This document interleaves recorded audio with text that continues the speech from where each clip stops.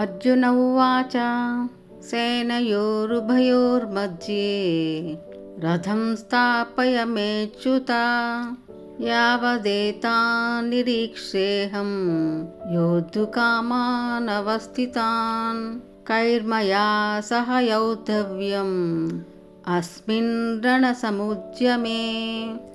అర్జునుడు ఇలా అన్నాడు, ఓ అచ్యుత, దయచేసి నా రథాన్ని 2 సైన్యాల మధ్యకి తీసుకువెళ్ళము. ఈ మహాపోరాటంలో రణరంగంలో నిలిచి ఉన్న ఎవరెవరితో యుద్ధం చేయవలసి ఉన్నదో నేను చూడాలి.